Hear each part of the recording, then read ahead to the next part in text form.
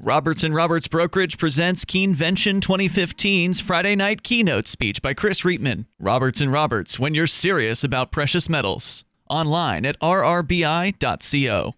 That is happening tonight starting at 7 o'clock. Now, it's going to be going on probably at least till midnight, maybe even beyond that. So after Chris's speech, you got plenty of time to go out and grab dinner, hit the town, and then head on over to the bonfire. Plus, Yuri is going to be going out dancing. For those of you who want to bust a move, you can go out with Yuri. 9:30, was it, Yuri, going out dancing? And you're going to Scores, is that right? It's a sports bar in downtown Keene. So if you want to meet Yuri for some dancing, keep that in mind for this evening. So our next speaker, he's our keynote speaker here. We choose the keynote speakers because they've done just outstanding activism over the last year here at Keenevention. Chris Rietmann, if you were here bright and early this morning, you saw him on the political action panel because he's a town selectman. And can I say why you moved to New Hampshire, Chris, at this point? Okay, he's also a Free State Project participant. So he's a Free State Project participant who's a town selectman, which is a great achievement on its own. But also some of the things he's done, I'm sure he'll probably talk a little bit about that, include repealing all gun laws in the town of Alstead. So that's a pretty good move. That definitely deserves some applause. And there's more that they're up to. They've got some cool plans with decriminalization of marijuana, and I'll let him talk to you about that. So he's doing that, and also he's got a new project that he's taking on at the 101 Deals thrift store property. And those of you who are going to the VIP dinner tonight or the lunch tomorrow or whenever, it's actually right next door to the 101 Deals property. He's taking over that property and will be shifting the focus of the store to more like unique New Hampshire gifts. So like unique, sort of handcrafted things that people in New Hampshire make in their homes or whatever. This will give them an opportunity to sell their wares to the public without actually having to pay someone without having to spend the time to do it themselves. So basically, they'll rent a shelving space, and they can put their candles or whatever it is that they're making in there, and then Chris and his girlfriend Colleen will actually be the salespeople in the store. And I'm pretty excited about that. It's going to give people in our community and people in the community as a whole an opportunity to market their crafts and the things that they're making. So it's a great, I think, community outreach tool as well as a cool idea for a business. So I think those are a couple of the things that he's up to, and I'm sure he's got a lot more going on. Oh yeah, and he's an oath keeper. He made national headlines this year for being one of many people in front of the military recruiting offices open carrying weapons. And that was a controversial story, even within the Liberty community. So Chris Rietmann, thank you for coming to Keenevention, and please give him a round of applause. Thank you, Ian. Thanks, everybody, for coming. I hold the distinct honor of offering the first keynote speech of this wonderful event this year. Always save the best for first. Said no one ever. I would have been here a little earlier. We had an issue in my town with Child Protective Services today. One of our local busybodies called them up and complained about local children horseback riding. This is not an uncommon sight around the town of Alstead. So they sent their investigator up to look into it. She wanted to determine exactly how dangerous horseback riding is, so she felt she should go horseback riding. Checked around Alstead, found a place that she could ride, found a beautiful mare, nice shiny coat, climbs on, puts a foot in the stirrup, swings her leg over, gives it a little nudge, pulls on the rein, and the horse starts going. She's fine. She's like, this doesn't seem too dangerous. But then the horse speeds up. Horses do that. And the horse begins to trot, and she's bouncing up and down in the saddle a little bit. And as time goes on, the horse speeds up again, and now it's pretty much a full gallop. And she's starting to panic, and she's starting to lose her grip. And one of her feet slides out of a stirrup, and she's kind of scrambling to try to grab a hold of anything to hold on. And fortunately, the manager of Walmart came out and unplugged the horse. So we're all here today because we all believe in a few broad concepts. We believe we possess the liberty to do as we wish as long as we don't harm others. We believe that we have the freedom to use our creativity and resources to bring about a better life for ourselves. We oppose the use of force for anyone, by anyone for any reason other than defend ourselves or those we care for. We, to coin a phrase, hold these truths to be self-evident. Which is why, when I was first asked to give this talk, the title popped into my mind. You all bore the living hell out of me. Government is too big and too intrusive in our lives. Yes, I get it. How can you call something a crime when there is no victim? Right, I'm with you on that one. Whether I put raw milk or psilocybin mushrooms into my body is nobody's business but my own. Yep, couldn't agree more. All transactions between free people should be voluntary, and the threat of force to seize our property through taxation is immoral and our outright theft. Yep, dead on. Our government spies, our government steals, our society attempts to keep the peace have become brutal and thuggish. Our schools have become nothing more than taxpayer-funded indoctrination centers for impressionable minds. 90% of our federal government doesn't even pass a constitutional sniff test for existing. Our currency is controlled and manipulated by government-sanctioned cartels. The entire corporate crony capitalism system's rigged. We live in an oligarchy. What we used to consider as conspiracy theories turn out to usually be true. There's no room for a free press and a corporate government collusion of the truth as they wish us to believe. Alien bodies were most likely found at Roswell, and it'll be a cold day in hell before we ever get a straight answer on that one. We're over 40 years into a drug war that has done nothing to solve the health issues of addiction, but has created a prison industrial complex. Other than Roswell, I can probably get close to 99% agreement with those in this room, and that, my friends, is why you all bore the living hell out of me. We all strive for this better world, a better society. Many of you are so dedicated to the ideals of liberty that you've packed up and moved to New Hampshire, while many of you here are considering the move. We need people. We need the right type of people. Here in New Hampshire, if we can truly see, as the Free State Project says, liberty in our lifetimes. I see no better chance in any organized effort in achieving that most important goal. Where we will begin to encounter our differences is how best to achieve that goal. My personal opinion is that out of 20,000 signers, let's say we get 12,000 actual movers. Let's be generous and say 2,000 real dedicated activists. That number will project a tremendous impact on state and local government, well beyond the number of movers, and probably sway the votes on a number of very important issues. If you believe that that is the goal and that indicates mission accomplished, then here's again is where you and I begin to differ. When my girlfriend Colleen and I first moved to Alstead, it's a small town 15 miles or so north of Keene, to our small home with 15 acres of heavily wooded land, we weren't exactly sure how we were going to get involved, what we would be doing once we got up here. Would we hook up with those rabble-rousers down in Keene, take part in Robin Hooding, cop blocking and the like, ringing up a string of arrests for civil disobedience along the way? Or would we set our sights on the State House in Concord, wait until our residency requirements were met, and run for state representatives? As it turned out, I did run for sheriff of Cheshire County simply because it had no residency requirement. It seemed like a position where I could make a difference, and Chris Cantwell promised not to shoot me if I won. I didn't win. As an independent, I didn't even make it on the ballot. What I did decide to do, if I was going to live in a small New England town in New Hampshire, was at least be courteous and go out and start to meet my neighbors.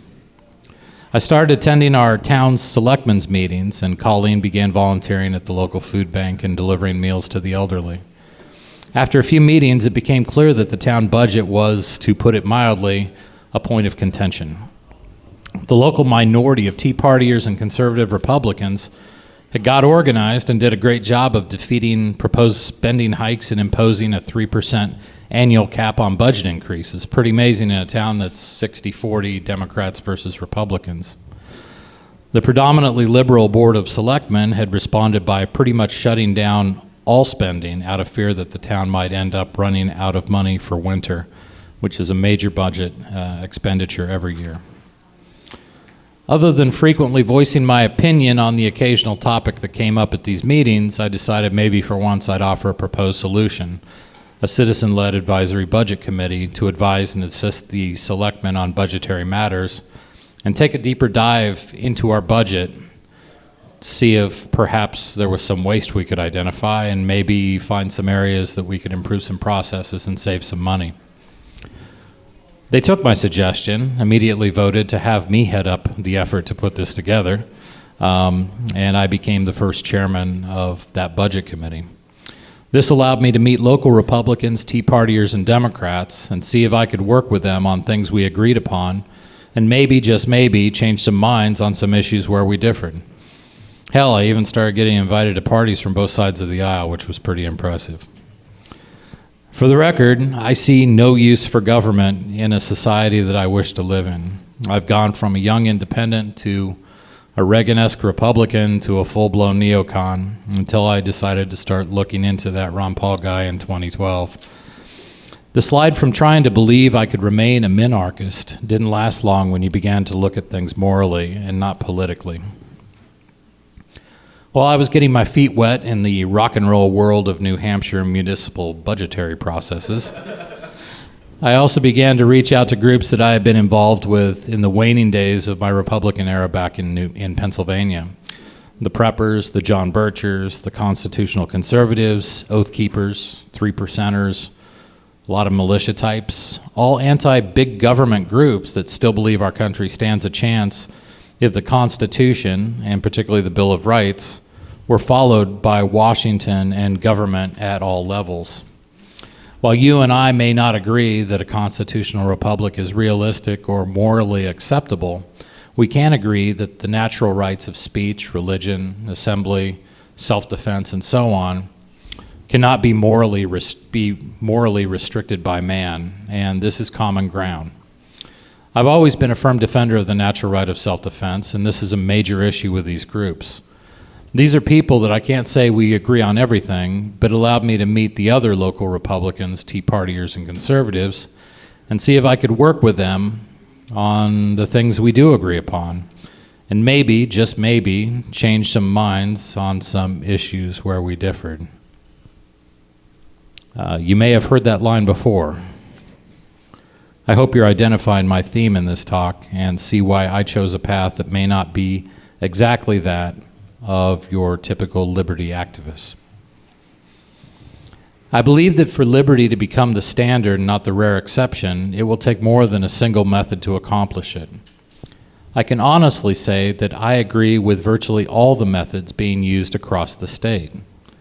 From civil disobedience, to state politics, to cop blocking, to efforts such as jury outreach and know your rights, to affect change in our society. To be effective, we have to be multifaceted, multi-pronged. We need civil disobedience. We need people out there championing for unpopular causes, to be out there in people's faces, to help make them aware of issues that they may have never given any thought to. But to bring about a sea change in a population, even one this small by state standards, we must also take on the battle for hearts and minds.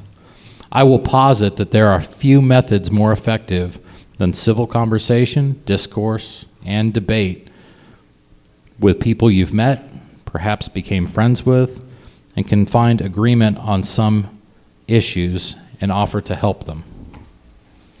One of my favorite moments in a selectmen's meeting was a discussion on whether we should add more no parking signs around a town park.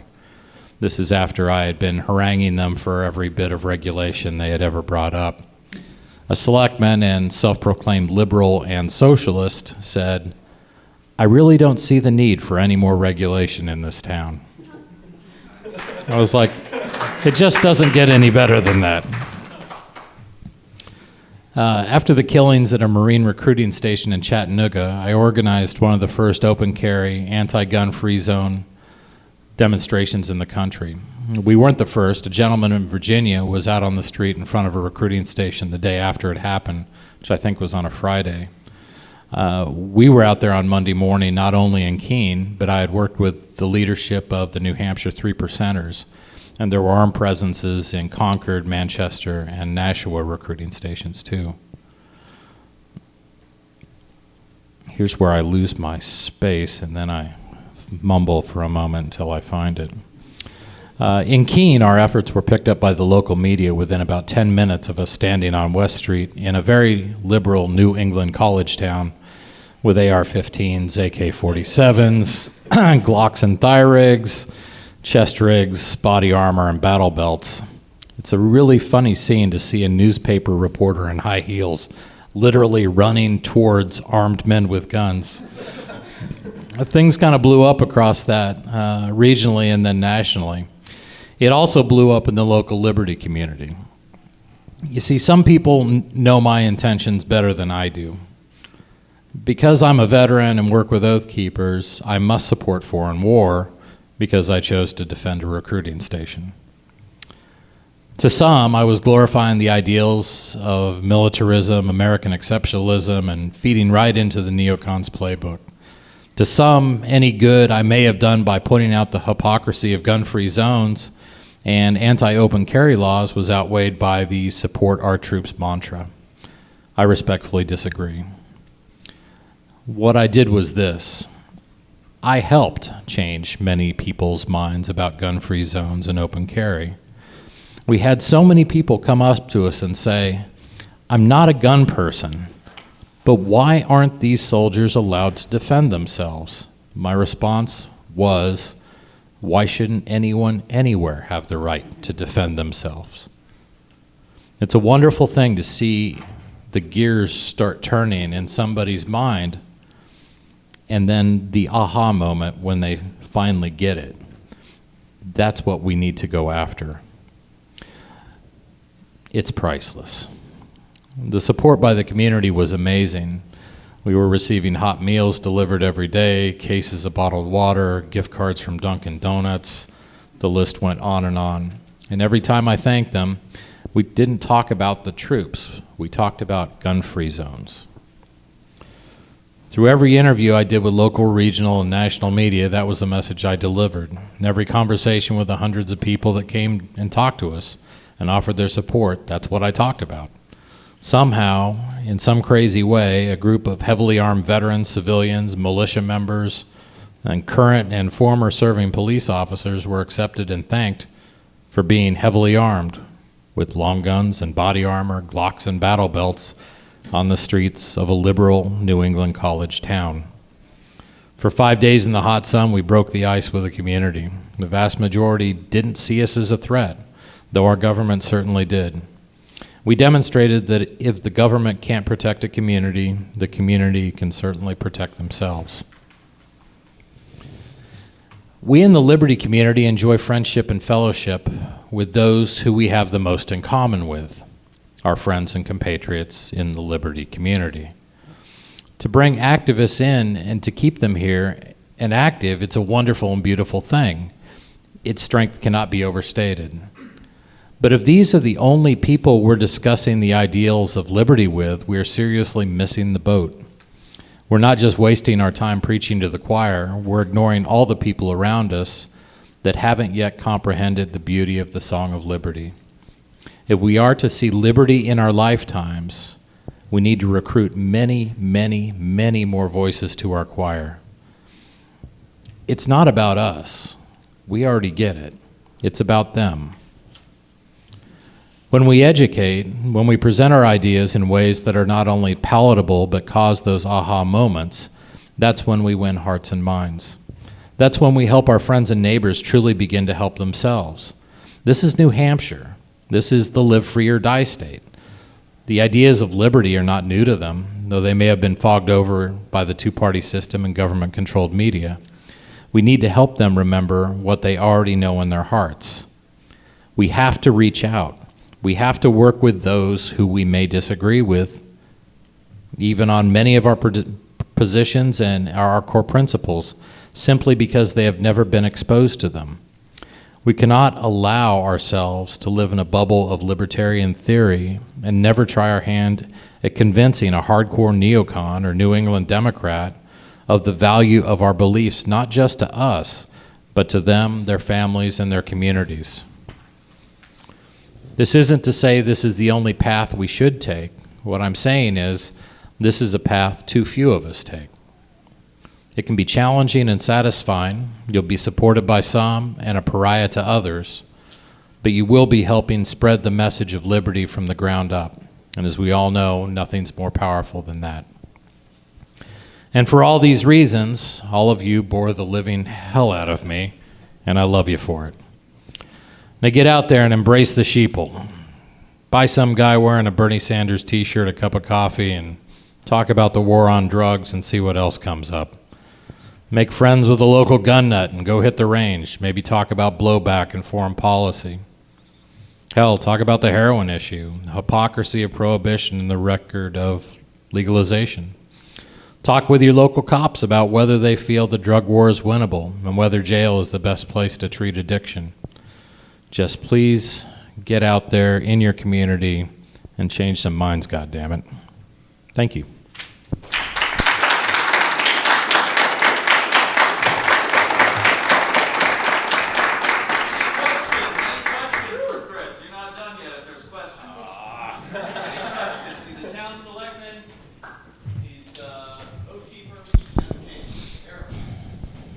Oh, jeez. At this point, I think I've answered every question Daryl could ever come up with. But let's see. We touched briefly this morning on the political action panel, but we did not really delve into one of the things that you did as a selectman in Alstead about removing some questionable gun restriction stuff. So delve into that a little bit, please. You bet. So we had a situation. We have a town park in Alstead called Vilas Pool. It's a beautiful setting, bucolic, nice little lake there, swimming area. And Vilas Pool was donated to the town by a very wealthy man by the name of Charles Vilas. Town gets it. There's a board of directors that maintains the trust of Vilas Pool, but it belongs to the town. The Vilas Pool board had decided that they wanted to make this a gun-free zone, and they never really wrote that down or posted signs, but it was apparently common knowledge to them that this was a gun-free zone. Heck, it's more like a playground than anything else. A Free Stater up there went to one of their events, and so did another gentleman who is not a Free Stater.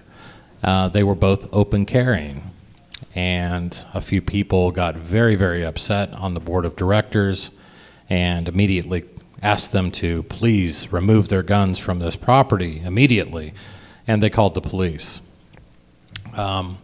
Our local law enforcement believed that this piece of property belonged to the Vilas Pool committee or board of directors or whatever, and they thought it was right, and these gentlemen left the property, put their guns, back in their car and took off. I got a call from the Free Stater who was involved in this, and we started to dig into it. The first thing I asked for was the deed to the property, and found out that yes, the town indeed did own the property. If the town owns the property, that makes it public property, and it is against New Hampshire law, RSA 126:51, I believe, that basically says that no municipality can pass a law forbidding the right to carry firearms on that ground. So based on that decision, I made a motion and we passed unanimously. See, we didn't know if there was actually ever a vote. Did some select board say, okay, Vilas Pool is gun-free? We couldn't find it. Here's a dirty little secret about small New Hampshire towns. They're horribly disorganized. You can't find anything. And most things that apply to your day-to-day life were simply passed by voice vote in some selectmen's meetings. They're in literally somewhere in 250 years worth of meeting minutes. That's where you would find your answer.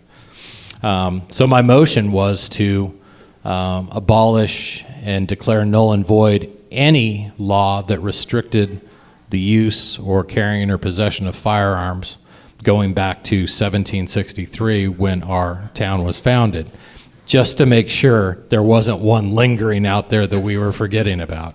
So that's kind of how that went down. And where do you see the liberty movement in general, but yourself specifically, in, say, the next 5 years?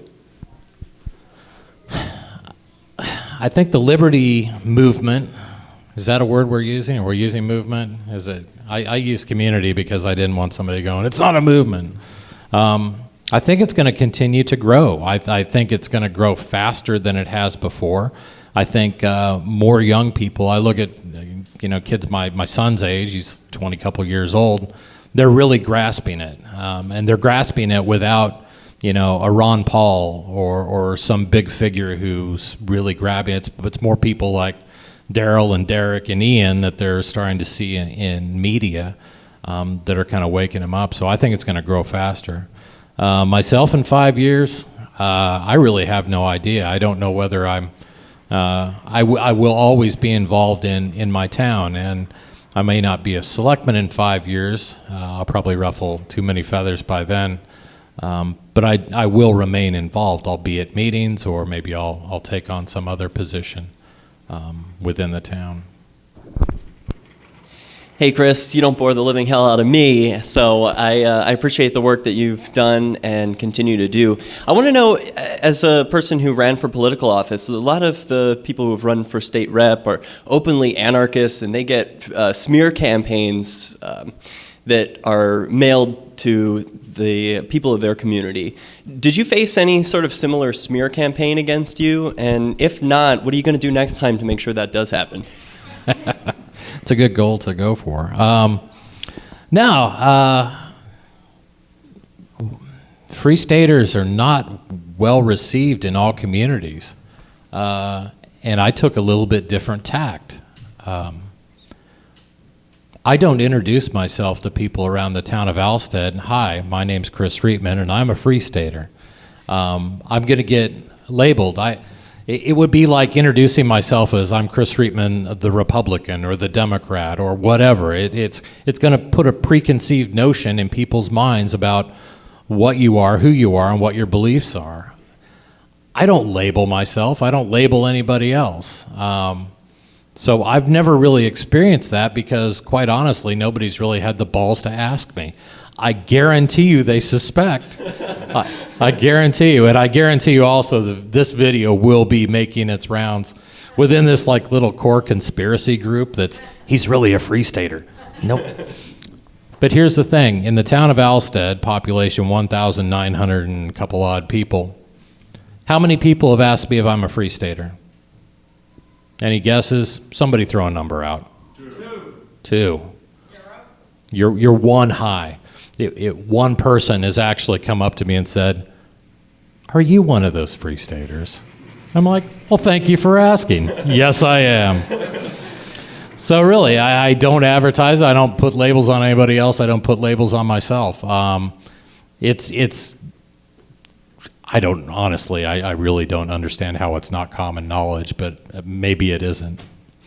So I'm sure as the word gets out, they'll grow to hate me. Thank you, Derek. Thank you. Anything else? I think we're good. All right, thank you all for hanging in there and coming out. Enjoy your Keenevention. Keenevention is brought to you by Roberts & Roberts at rrbi.co when you're serious about precious metals. We don't feed the banks. Bitcoin payment preferred. Online at rrbi.co. We'd like to invite you to visit freekeene.com. Freekeene.com features audio, video, and blogs chronicling the transition to a voluntary society. Freekeene.com also has comments and discussion forums so you can be heard.